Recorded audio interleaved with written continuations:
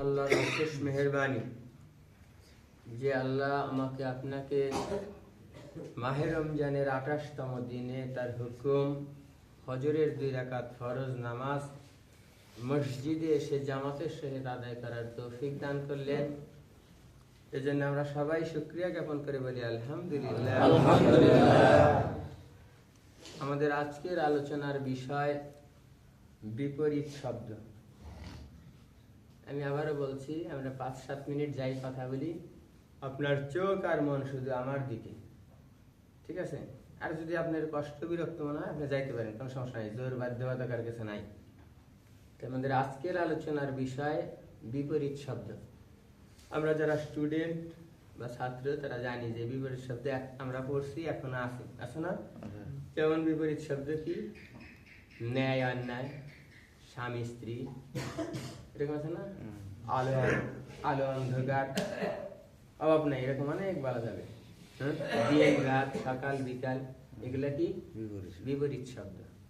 যে কোরআন হাদিসে বিপরীত শব্দ কি আছে সেটা আলোচনা করা যাবে। সে আলোচনার শুরুতে একটা বিষয়, গতকাল তারাবির নামাজ পড়ছি বাজার মসজিদে। বাজার মসজিদে মানে ঢুকলেই আলাদা একটা কাজ করে। আপনি যদি ডানের কাতার বা বামের কাতার যে প্রান্তেই দাঁড়ান, আপনি সালাম ফিরানোর পরে তাকাইবেন, মানে মনটাই অন্যরকম হবে। যে এক কাতারে মনে হয় কমপক্ষে 100 জনের মনে হয় নিচে হবে না, এক প্রান্ত থেকে আর এক প্রান্ত এই কত বড় 3.5 হাত মানুষকে মনে হবে যে আদাত, এত বড়, ঠিক না? অনেক বড় ব্যাপার, অনেক বড় মসজিদ। আমার তো মনে হয় এরকম ওই মসজিদে, বাজার মসজিদে 3টা দরজার যে দাম, ওরকম কোন একটা মসজিদের অত খরচ নাই, তাই না? বিশাল মসজিদ। আল্লাহ পাক মসজিদকে কবুল করুক। বলার উদ্দেশ্য হলো তারাবি নামাজ 20 রাকাত একদম ঘড়ি ধরে কাটায় 30 মিনিটে শেষ। এই নামাজ শেষে আমি হুজুরকে জিজ্ঞাসা করলাম যে আপনার কি সময় হবে, আমি আপনাকে 1 মিনিট কথা বলবো। তো হ্যাঁ বলেন। তো বলতেছে, বললাম যে এই 20 রাকাত নামাজ 30 মিনিট লাগছে। আপনার 20 রাকাত 30 মিনিট না হয় 40 মিনিট লাগতো, তাতে কি এমন অসুবিধা হইতো? এটা আমি আমার ব্যক্তিগত মতের কথা বলতেছি, তাকে বইলেই নিলাম যে আমি যা বলতেছি সম্পূর্ণ আমার ব্যক্তিগত মত, আপনি এটা বিবেচনায় নিতেও পারেন, নাও নিতে পারেন। আগামীকাল এখানে আমি নামাজ নাও পড়তে আসতে পারি, আপনি আগামীকাল কিভাবে পড়াবেন সেটা আপনার ব্যাপার। তাহলে 20 রাকাত নামাজ 30 মিনিট, যে বললাম এই 20 রাকাত নামাজ 30 মিনিটের যে পড়ছেন, আমি কোন রাকাতেই এই সেজদার তাসবিহ, রুকুর তাসবিহ ঠিকঠাক বলতে পারি নাই, আর এই তাশাহুদ, দরুদ শরীফ, দোয়া মাসুরা আমি ঠিকঠাক করতে পারি নাই। এখন প্রশ্ন হইল যে আপনি যে 20 রাকাত নামাজ 30 মিনিটে পড়াইছেন, এই তারা কার, ইমামের নাকি মুক্তাদির? আর জামাতে নামাজ পড়ার ক্ষেত্রে মুক্তাদি বা মুসল্লির জন্য একদম সহজ একটা সমাধান, দায়ভার হলো ইমামের। একজন মানে মুক্তাদি, তার অযোগ্যতাই হোক ব্যর্থতাই হোক, সে যদি অসম্পূর্ণ কইরাও যায়, এ নিয়ে মুক্তাদির কোনো টেনশন নেই। টেনশন মানে যত দায়ভার হলো ইমামের। তাহলে ইমাম কেন এত বড় রিস্ক নিবে? ইমাম কেন এত বড় রিস্ক নিবে যে 20 রাকাত নামাজ 30 মিনিটে পড়াইতে যায় 90% মুসল্লি ঠিকঠাক করতে পারলো না, রুকু দিতে পারলো না ঠিকঠাক, সেজদাও ঠিক মতো হইলো না, তাশাহুদ, দরুদ শরীফ কিছু ঠিকঠাক করতে পারলো না, এটা ইমামের জন্য বড় রিস্ক না? তাহলে ইমাম কেন এই রিস্ক নিবে? তো উত্তরে বলতেছে যে সব জায়গায় তো এইরকমই পড়ে, সব জায়গায় এরকমই পড়ে। বললাম হ্যাঁ তাও তো ঠিক, সব জায়গায় এরকম পড়ে, সব জায়গায় এরকম পড়ে, আপনিও পড়বেন। তাহলে ভয় তো থাকা লাগবে আল্লাহর কাছে, জবাব আপনার দেওয়া লাগবে। 20 রাকাত নামাজ 40 মিনিটে হইলে এই জিনিসগুলা সম্পূর্ণ ভালোভাবে করা সম্ভব হইতো, ওটা তাই না? এখন আমরা মুসল্লি হিসাবে কি দায়িত্ব? আমাদের দায়িত্ব আছে না? আমরা কি ধারা কামলা সই করবো? কেন সবকিছু যেন কমার্শিয়াল হয়ে যাচ্ছে। আর আপনার নিঃশ্বাসের নাই বিশ্বাস আছে? নিঃশ্বাসের বিশ্বাস আছে? আপনার এই ব্যস্ততা কাকে দেখান? আপনি আল্লাহ যতটুকু আপনার হায়াত রাখছে, আপনি ততটুকু আপনি পাবেন। আপনি যে তাড়াহুড়া করার কি দরকার, এত তাড়াহুড়া কি, মানে মুহূর্তের মধ্যে শেষ হয়ে গেল, কেন এই ব্যস্ততা? এগুলা বলার উদ্দেশ্য হইল যে আপনি আপনার জায়গায় না মুসল্লি আছেন না, আপনি আপনার জায়গায় আপনার জায়গার থেকে ফিল করেন। শুধু ইমামের উপরে ইক্তেদাতুল বিহাজাল ইমাম সাইরা দিয়াই হইল না, আপনি যতটুকু জানেন সেইটুকু বলার জন্য এতটুকু আগ্রহ, এতটুকু সময় দেওয়ার মতো মন মানসিকতা আপনার তৈরি করা লাগবে, আপনার ভালো লাগবে। আমার বলার এই উদ্দেশ্যেই যে আপনি যে নামাজ যতটুকু পারেন একটু ভক্তি নেওয়ার চেষ্টা করেন, আপনি আপনার দায়িত্ব থেকে। এখন কি হইলো, আমি যেটা বললাম, আমি জানি যে ওইখানে কালকে যদি 200 জন মানুষ নামাজ পড়ে থাকে, 180 দিনে বলবে ঠিক আছে 30 মিনিটে শেষ, অনলি 25 মিনিটে শেষ হইবে, তাই বলবে না? তাই বলবে 25 মিনিটে শেষ হবে। কিন্তু ইমাম যদি, এই যে বললাম, ইমাম যদি মনে করে আমি এত বড় রেস্ট নিতে পারবো না, আমি 40 মিনিটে 50 মিনিটে পড়াবো, তাতে মুসল্লি যদি 10 জন কমেও যায় তাতে হওয়ার কথা না, হওয়ার কথা এরকম। কিন্তু এই যে বললাম, হয়ে গেছে কমার্শিয়াল, সবকিছু হয়ে গেছে কমার্শিয়াল। আল্লাহর সন্তুষ্টি, আল্লাহর ভয়ের চেয়ে মুসল্লির সন্তুষ্টি জরুরি হয়ে গেছে, মুসল্লির চাহিদা জরুরি হয়ে গেছে। এই সুযোগও ইমাম নিচ্ছে, আর মুসল্লি তো খুশি, তাড়াতাড়ি শেষ। এর থেকে আমাদেরকে বেরায় আসতে হবে, আমার হিসাব আমাকে দেওয়া লাগবে ঠিকঠাক, ঠিক আছে না? আল্লাহ ভাই আমাকে আপনাকে এই সহি বুঝ দান করে ভিতর থেকে আনা উচিত। এই যে শহীদুল মামার সাথে ছিল, আমার কথার সাথে শহীদুল মামা মনে হয় একমত হবে, ঠিক আছে না মামা? তাই না? আর এই যে আরো বললাম, ফরজ নামাজ শেষ, আমরা জানি ফরজ নামাজের পরে আয়াতুল কুরসি পড়ার অনেক বড় ফজিলত, বলে না?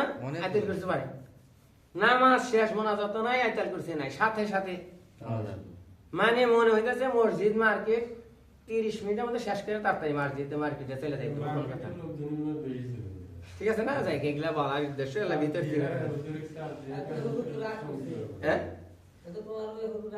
হুজুর রাগ করার সাথে তো আমার সম্পর্ক নেই। আমি বললাম আমার এই কথা যদি হুজুরের বিন্দু মাত্র রিয়াকশন হয়, বিন্দু মাত্র ফিলিংস হয়, উনি যদি আগামীকাল আজকের নামাজ পড়াইতে যায় 5 মিনিট বেশি নাই, আমার জন্য অনেক বড় পাওয়া হবে। এটা আমার জায়গা থেকে আমি বলছি, হুজুরের রাগের হিসাব তো আমার কাছে না। আমার মনে হয়েছে আমি একজন মানে মুসল্লি হিসাবে বলা দরকার ছিল, আমি বললাম। যাই হোক, এখন আমরা মূল আলোচনায় আসছি। আমরা বলছি আলোচনা বিপরীত শব্দ। আউযু বিল্লাহি মিনাশ শাইতানির রাজিম, বিসমিল্লাহির রহমানির রহিম। অমিন কুল্লি শাইইন খালাকনা যাওজাইনি লাআল্লাকুম তাযাক্কারুন। কুরআন শরীফের 26-27 পারায় 51 নাম্বার সূরা, সূরা আয-যারিয়াত এর 49 নাম্বার আয়াত, যে অমিন কুল্লি শাইইন খালাকনা যাওজাইনি লাআল্লাকুম তাযাক্কারুন। আল্লাহ বলেন, আমি প্রত্যেক জিনিসকে জোড়ায় জোড়ায় সৃষ্টি করেছি, যাতে তোমরা উপদেশ গ্রহণ করতে পারো, উপদেশ নিতে পারো।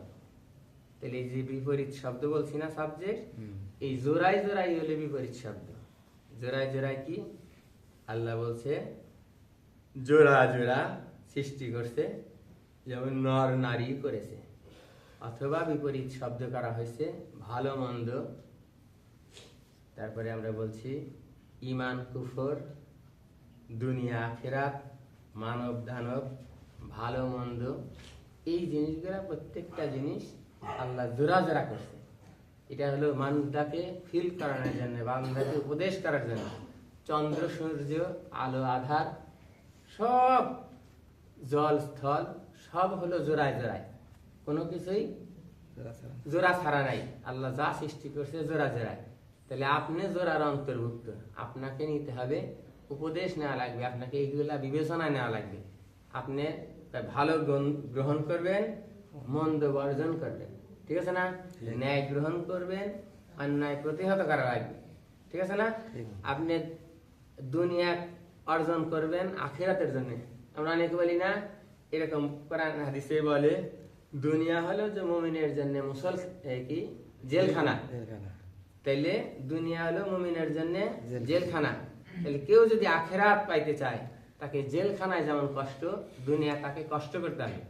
আর আমি এর ব্যাখ্যায় বলছি উল্টা, যার দুনিয়া ভালো হবে না তার আখিরাত ভালো হবে না। এখন দুনিয়া ভালো বলতে কি বুঝান? আপনি কি বাড়ি গাড়ি টাকা পয়সা ভালো না?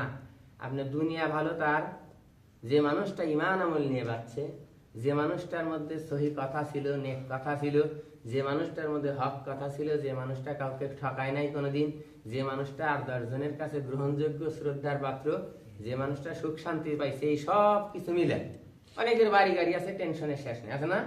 তাহলে এইগুলা তো দুনিয়ার সুখ না। আপনার দুনিয়ায় যদি শান্তি থাকে, কোন একজন মানুষ 5 ওয়াক্ত নামাজ ঠিকঠাক করছে, আল্লাহর হুকুম আহকাম যা আছে মানছে ঠিকঠাক, এত কিছু আল্লাহর হুকুম আহকাম মানার মাধ্যমে আল্লাহর সন্তুষ্টি অর্জন করা যদি তার পক্ষে সম্ভব হয়, সে নিজেও খুশি, আল্লাহকেও খুশি। আমি এটাই বলছি যে দুনিয়া যার জন্য ভালো, তার জন্য আখেরাতও ভালো। আর দুনিয়ায় যদি পেরেশানি অস্থির হাহাকারে কাটে, তার টেনশনের শেষ নাই, তার সমস্যার শেষ নাই, তাহলে আখেরাতেও তার সমস্যার শেষ হবে না। ঠিক আছে না কথা? আল্লাহ পাক আমাকে আপনাকে এই আল্লাহর যত হুকুম আহকাম, এই কোরআনের আয়াতের যে কথা, যে জোড়া জোড়া সবকিছু দিছে, আমি আপনি ফিল করি, উপলব্ধ করি। দুনিয়ায় আখেরাত এই যে সর্বশেষ কথা, এত কিছুর সর্বশেষ যেটা জোড়া জোড়া, জান্নাত জাহান্নাম। আপনাকে জাহান্নাম থেকে বাঁচতে হবে, জান্নাত অর্জন করা লাগবে। আর তার জন্য দুনিয়া এবং আখেরাতে হলো বিবেচনার বিষয়। আল্লাহ পাক আমাকে আপনাকে আমাদের যে কাঙ্ক্ষিত লক্ষ্য জান্নাত পাওয়া, সেটা যেন সহজ হয়, তার জন্য দুনিয়ায় আল্লাহর রাজি খুশি মতো সন্তুষ্ট মতো চলতে পারি। আল্লাহ সেই তৌফিক দান করুক, আমিন আমিন। আমাদের আজকের ইফতার আমাদের যুবক ভাইদের পক্ষ থেকে হবে। বিশেষ করে যুবক ভাই বলতে আমাদের তৌহিদ মামার ছেলে সাব্বির এই আয়োজনের মূল উদ্যোক্তা। আমরা যারা যুবক আছি, হোক স্থানীয় বা আমরা শহর থেকে আসছি, তারাও আজকের এই ইফতার মাহফিলে মানে অংশগ্রহণ বলতে যে হ্যাঁ আজকে যুবকের উদ্দেশ্যে ইফতার, যেমন যদি মনে করে জুলমাত মনে করে আজকে যুবক ভাইদের উদ্দেশ্যে ইফতার আছে, আমি ইফতারে 200 টাকা দিলাম, হতে পারে না? এই উদ্দেশ্যে আজকে আমরা হবে ইফতার। আমরা যুবক, আমরা যেন বৃদ্ধ পর্যন্ত বাঁচতে পারি, অনেক দিন বেশি দিন বাঁচতে পারি, আল্লাহর সেই তৌফিক দান করে। সবাই ইফতারে শরীক হয়ে আল্লাহ পাক আমাদের সকলকে কবুল করুক, আমিন।